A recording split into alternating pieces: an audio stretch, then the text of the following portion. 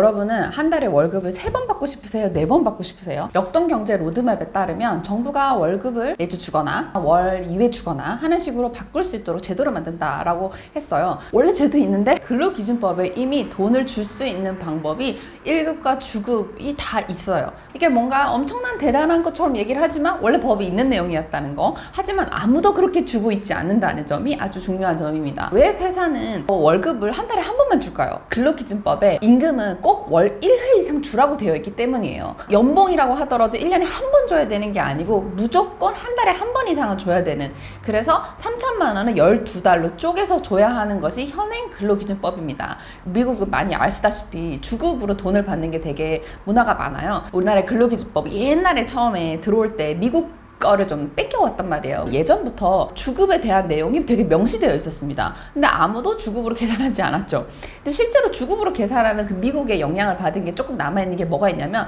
바로 주휴수당입니다. 한 주에 근로일을 다 만근을 하면, 소정 근로일에 개근을 하면 그에 대한 대가로 휴일을 주는데, 만근을 하면 유급 휴일을 주고요. 만근하지 않으면, 개근을 하지 않으면 유급이 아니라 무급을 주게 됩니다. 그런데 우리나라 사람들은 대부분 알다시피 되게 성실하고 일을 많이 하잖아요. 그러다 보니까 회사에 결근하는 사람이 별로 없어요. 그렇다면 주급으로 돈을 받으면 어떻게 변할까? 제가 실제로 주급으로 돈을 받은 적이 있어요. 제가 미국에서 일을 했을 때가 아니고 대한적 십자사에 근무를 했었는데, 거기는 특이하게 약간의 주급 제도가 있었어요. 한 달에 월급을 한 3번 정도 받아요. 어떻게 돈을 받냐면, 일단 기본급을 이제 월급날 받고요. 그 다음에 교통수당을 또 다른 날 돈을 받고요. 그 다음에 그것 이외에 각종 수당들이 있어요. 그 수당을 또 받아요. 그러면 한 달에 돈을 한 3번 정도 받습니다. 그래서 15일, 25일, 뭐 월말 돈을 자주 받으면 기분 되게 좋을 것 같잖아요.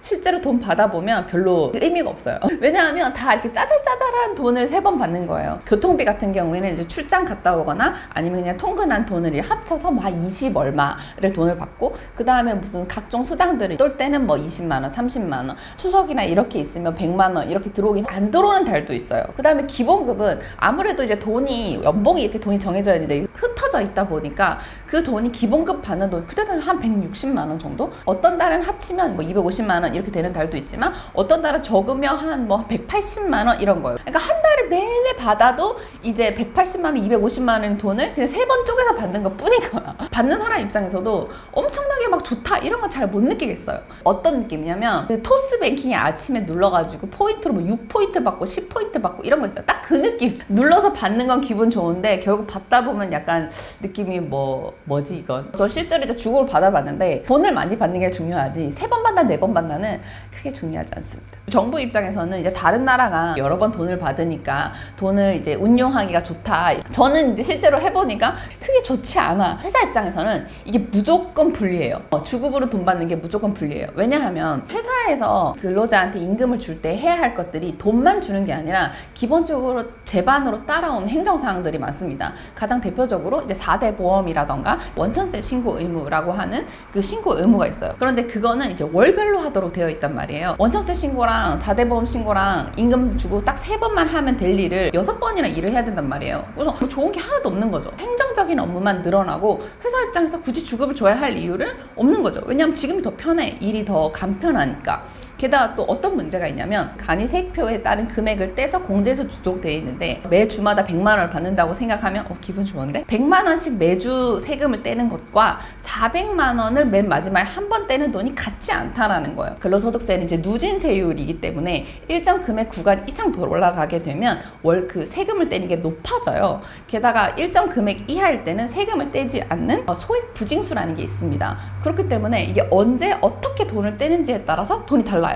그러면 회사 입장에서는 이게 돈을 적게 떼면 가산세라던가 불리하기 때문에 100만 원, 100만 원, 100만 원, 37만 원 이런 식으로 돈을 줘야 되는 거예요. 왜냐? 일단 처음 100만 원, 100만 원, 100만 원을 때는 세금을 안 떼고 있다가 한 달치를 다 모았는 세금을 4대 보험이나 다 공제를 하고 나면 맨 마지막 주에는 이제 37만 원 이렇게 돈을 받게 되는 거예요.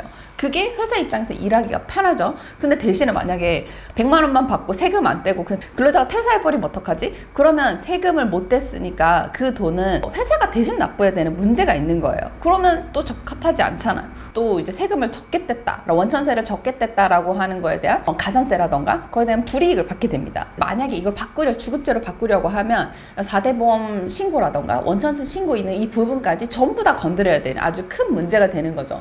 근데 이걸 전부 다 고쳤을 때 어느 실익이 클까? 회사 입장에서는 굳이 주급을 해야 될 요인이 없다. 근로자 입장에서 봤을 때도 크게 좋은 점이 없다. 짠짠돈 받아봤자 거기서 거기다. 여러분은 주급으로 받고 싶으세요? 월급으로 받고 싶으세요? 좀 더 좋은 컨텐츠로 찾아뵙겠습니다. 돈 땅 사람 많이 사랑해주세요.